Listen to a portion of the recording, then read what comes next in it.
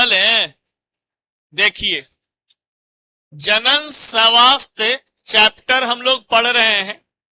जो लोग को अब छूटल बढ़ल होगा अपना मैनेज कर लीजिएगा, ठीक ना। देखिए, कहा जाता है कि हम लोग को पढ़ना है जनन स्वास्थ्य चैप्टर।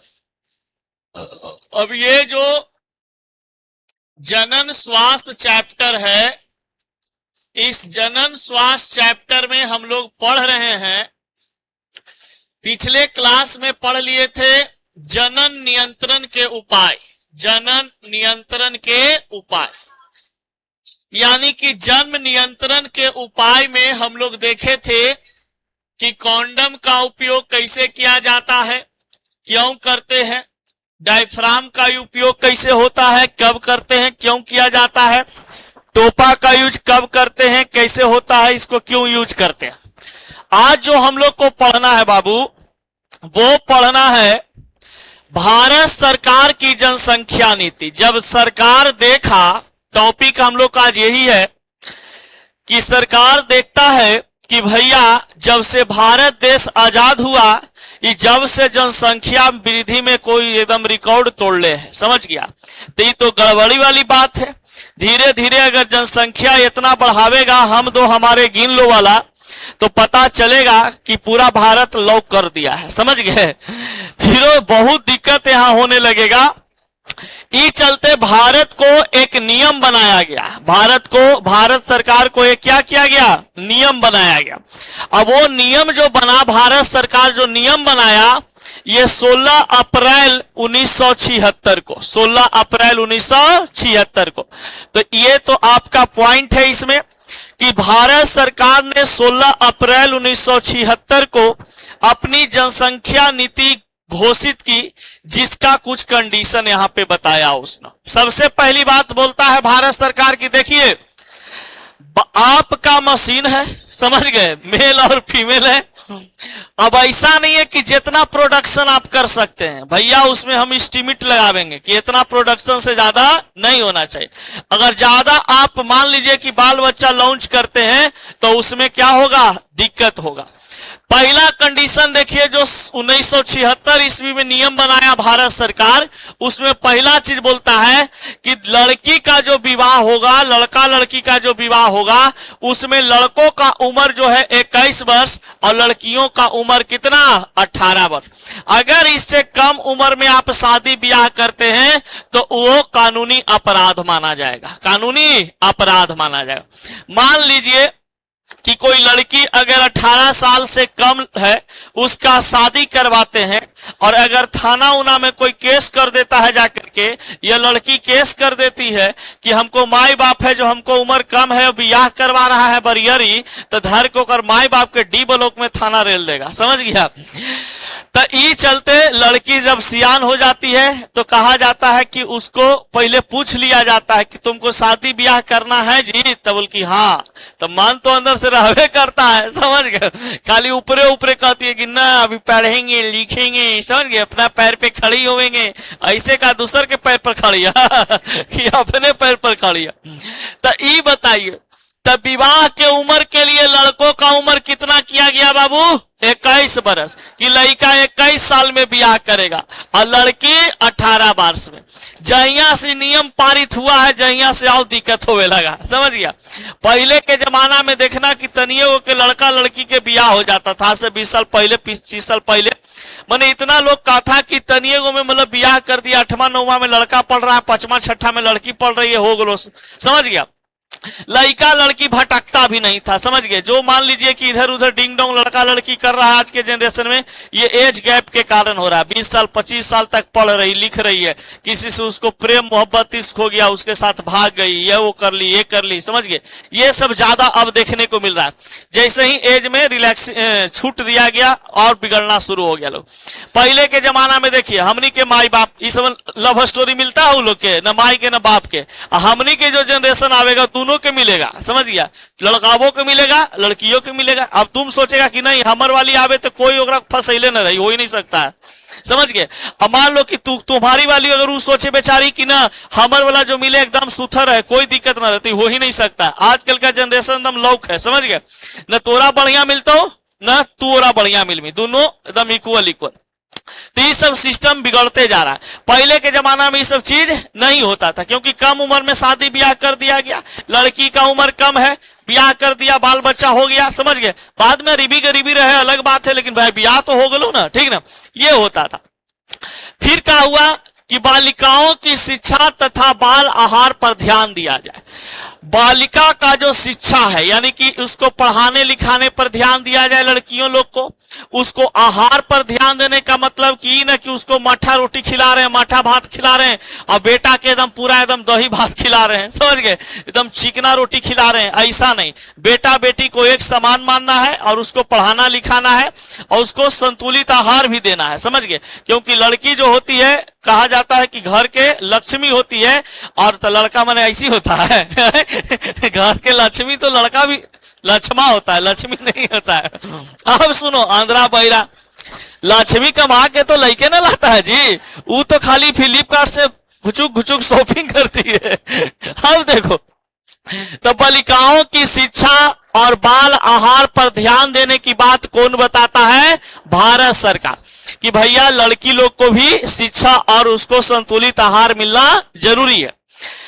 फिर कहा जाता है बंध्याकरण एवं गर्भ निरोधन कार्यक्रम को प्रोत्साहन दिया जाएगा। यानी कि देखिएगा, भारत सरकार के तरफ से बहुत सारे कर्मचारी हायर किए गए, और हायर करने के बाद गांव में, ग्रामीण क्षेत्रों में, अलग अलग के एरिया में जाकर के लोगों को मैथुन के बारे में, निरोध के बारे में, सेक्स के बारे में बताना शुरू किए कि देखिए ऐसे ऐसे करिएगा तो ऐसे होगा, ऐसे नहीं करिएगा तो वैसे होगा, ठीक ना।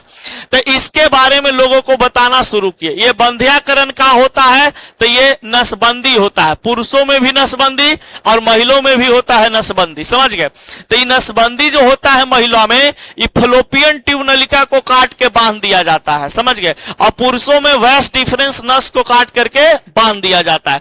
तो पुरुष का भी नसबंदी होता है और महिला का भी नसबंदी होता है, ठीक ना। तो बंध्याकरण एवं गर्भ निरोधन कार्यक्रम को प्रोत्साहन दिया जाने लगा।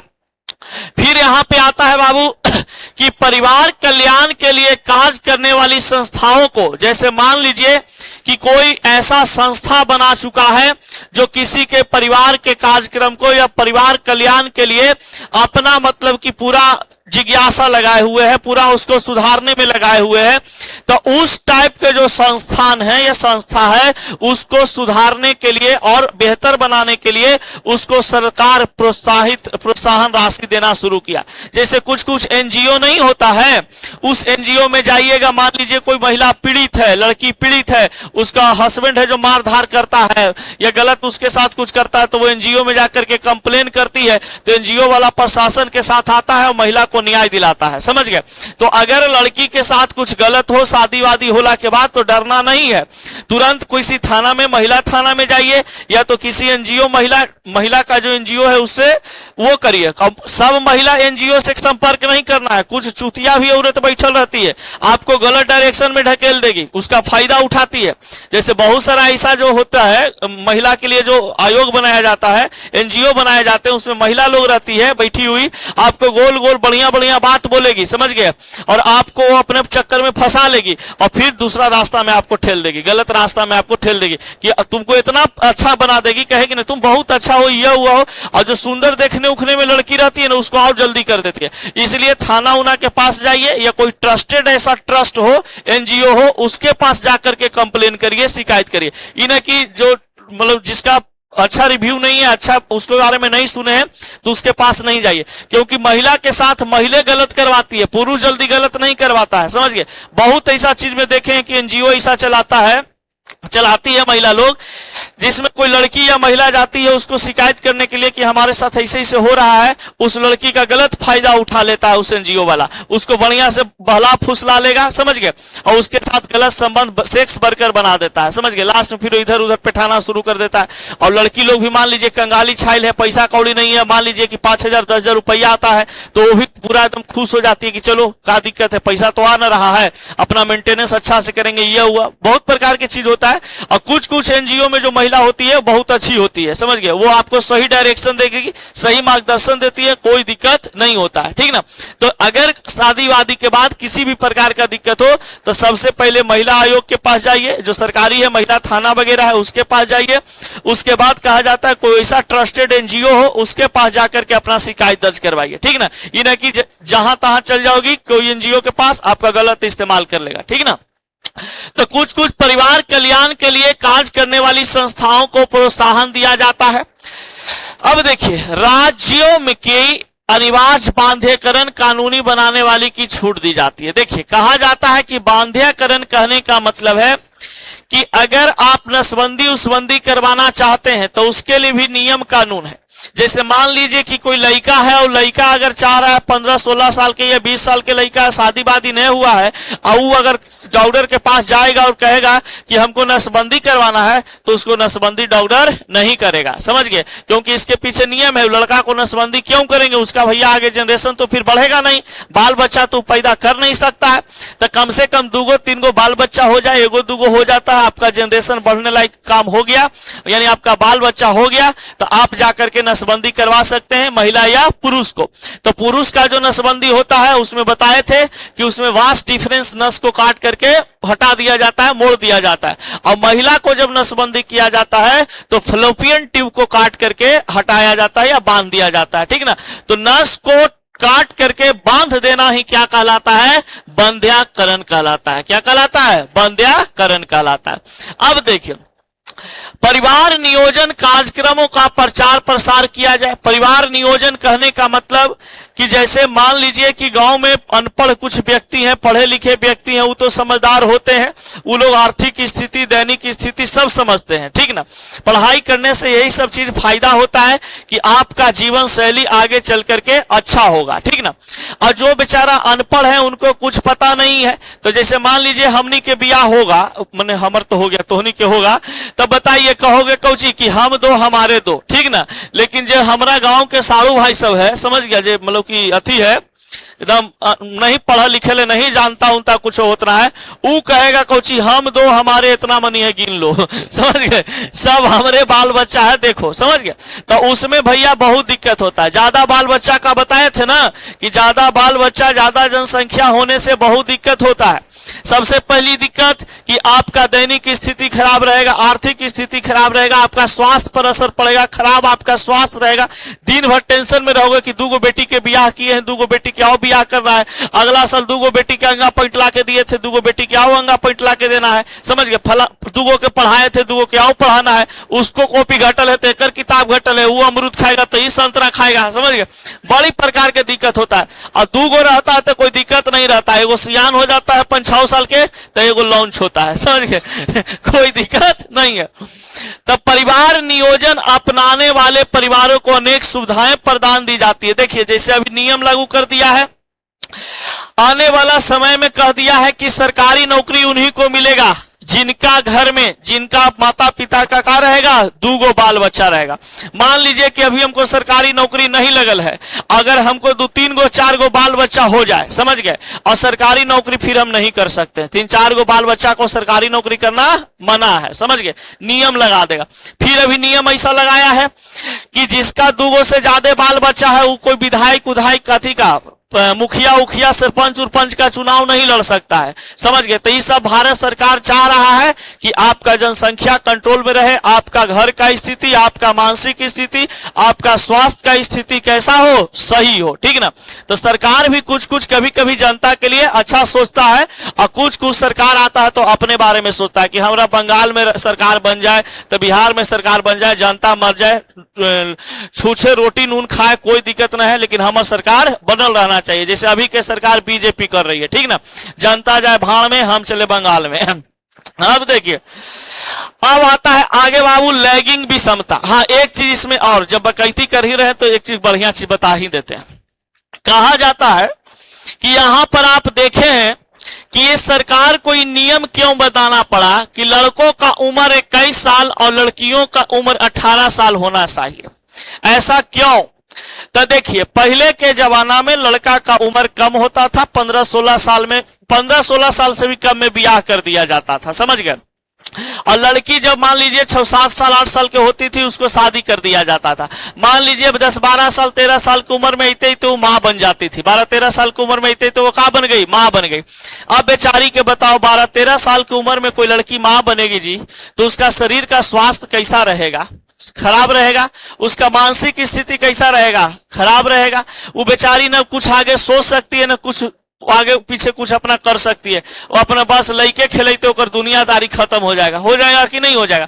तो ये चलते कहा गया कि भैया इससे क्या होता था कि कम उम्र में लड़की को शादी करने से जल्दी बाल बच्चा हो गया तो जनसंख्या तेजी से भी बढ़ता था, और प्लस है कि हो सकता है कि बच्चा भी कुपोषण का शिकार हो जाए और माँ भी कुपोषित होकर के उसको आहार बढ़िया ना मिले, भोज पदार्थ बढ़िया ना मिले और वो बेचारी गुलबी घाट चल जाए। तो बहुत सारी ऐसी महिलाएं हैं जो बेचारी तनिएगो में क्या होती थी, मर जाती थी, समझ गए। पोषक तत्व की कमी से बढ़िया खाना पीना न मिलता था, दूध अब उसका नहीं बन रहा है तो मान लीजिए बच्चा को कैसे पिलाएगा, तो ये सब समस्या होता। अब वही सबन देखते देखते देखिए एक समय ऐसा आ गया कि अब लड़की 25-30 साल में ब्याह कर रही है।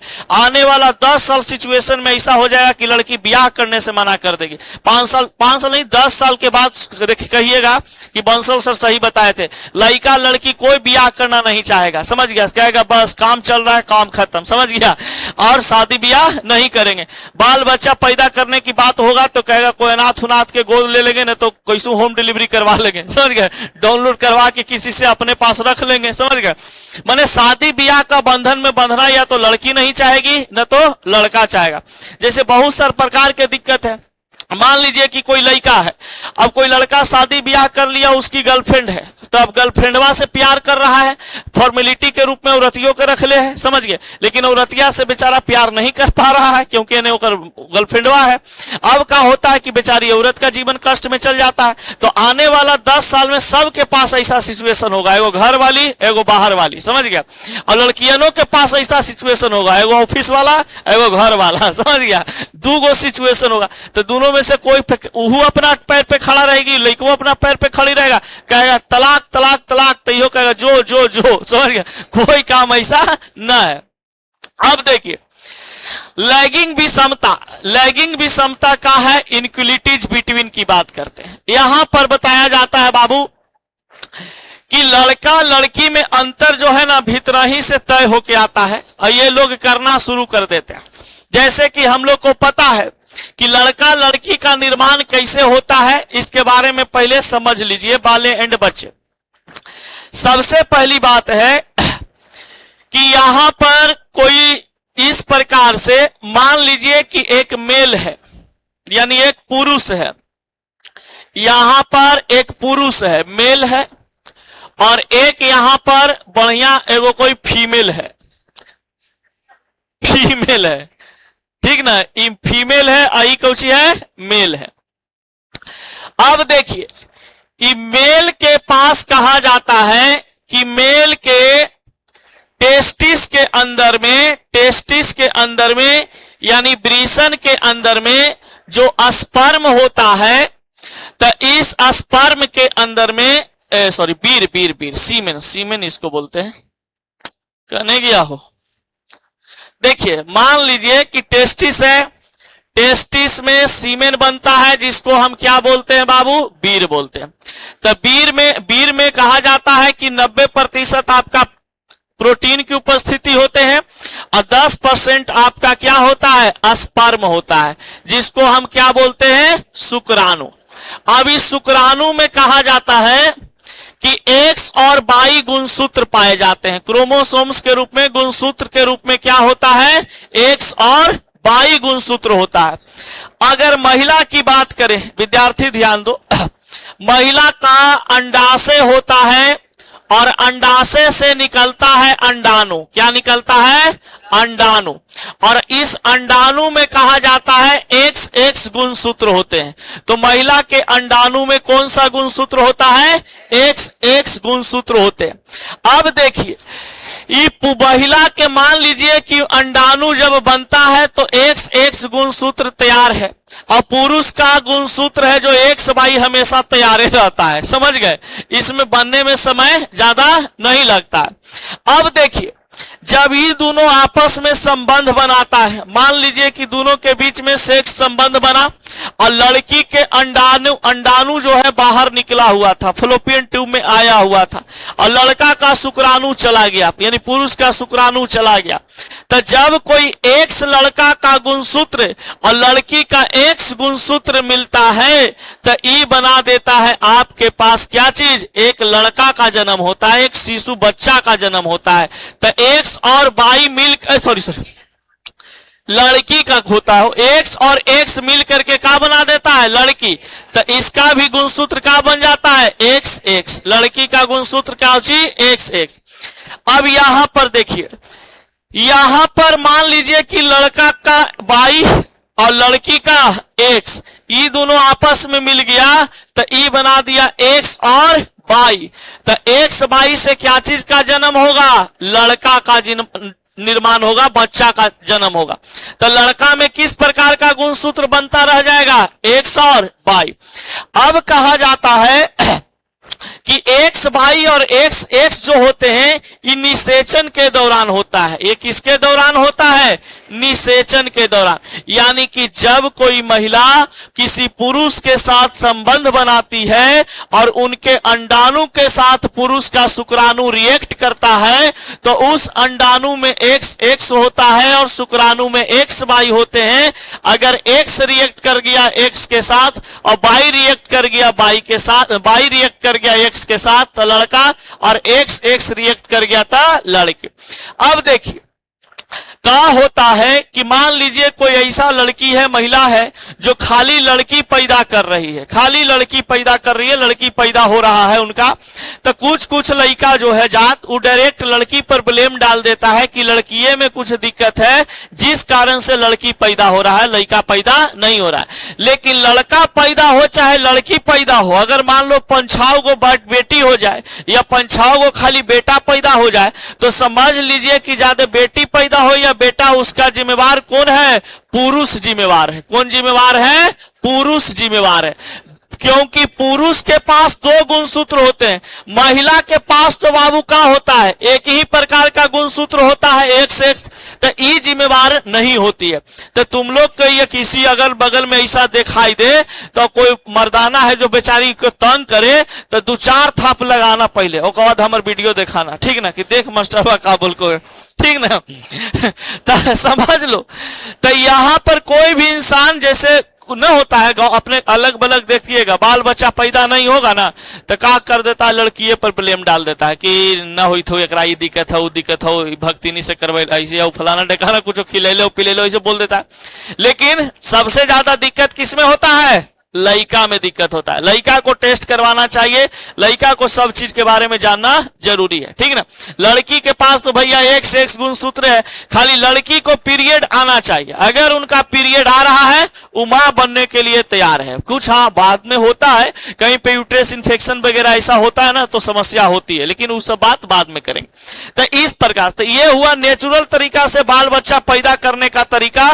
तो बताइए लड़का पैदा कब होता है बाबू, जब एक्स और वाई। तो एक्स किसका रहता है, लड़की का, और वाई किसका, पुरुष का। यहां पुरुष लिख लो, पुरुष, और ये लिख लो महिला, महिला या स्त्री। चलिए इसको अपने, अच्छा सुनिए ना, परिवार में माँ की भूमिका, बाप की भूमिका तो देख लिया, अब माँ की भूमिका देखो। बाप का भूमिका है लॉन्च करने में सबसे अहम भूमिका किनका होता है, बाप का, ओकरा से ज्यादा माई का भी होता है। समझो एक माँ जो होती है वो कहा जाता है कि स्त्री मानव प्रजाति की सतता को बनाए रखने के लिए प्रामाणिक भूमिका अदा करती है। वो भ्रूण अपने गर्भाशय में 280 दिन तक रखती है, अत्यधिक उनको पीड़ा होता है, प्रसव होता है, उसके बाद बच्चा को जन्म देती है। देखिए स्त्री जो है इस युग में या सभी युग में, इस युग में क्या सभी युग में, देखिए रेल दबू दोनों के। अब देखो कहा जाता है कि जो महिला होती है, स्त्री होती है, वो पूजनीय मानी जाती है, चाहे वो महिला कैसी भी हो। इसीलिए कहा जाता है कि एक माँ होती है जो माँ होती है, समझ गए। कभी भी देखिए इस संसार में 2 ही ऐसा इंसान है जो सोचता है, ये लड़का जो सोचता है कि हमारा बाल बच्चा हमरा से आगे रहे, समझ गए। बाकी और दुनिया में कोई रहे, आपका चाचा चाची भाई भौजाई ओतिया गोतिया जितना रहता है पर परिवार, ये सब कोई नहीं चाहेगा कि हमरा से आगे बढ़े, लेकिन आपका माई बाप है जो खाली चाहता है कि हमार बेटा बेटी हमरा से आगे बढ़े, जितना ऊपर जा सकता है जाए, खाली यमराज से दूर रहे, ठीक ना। अब देखिए, अब कहता है कि परिवार में माँ की भूमिका, तब परिवार में माँ का भूमिका, अरे क्या चलवा देखना, परिवार में माँ की भूमिका यह है बाबू कि एक बच्चा को जन्म देने से पहले जो माँ है वो 280 दिन तक अपने कोख में बच्चा को रखती है, अपना गर्भाशय में रखती है, और उनको बहुत उस समय जब माँ प्रेग्नेंट होती है तो बहुत उनको पीड़ा होता है, दर्द होता है, समझ गए। तब वो फिर बच्चा को क्या लॉन्च करती है, डिलीवरी होता है। उसके बाद भी बच्चा को बहुत दिनों तक वो दूध पिलाती हैं, उसको देख रेख करती हैं, समझ गए, और उसको जो चाहिए वो सब चीज देती हैं।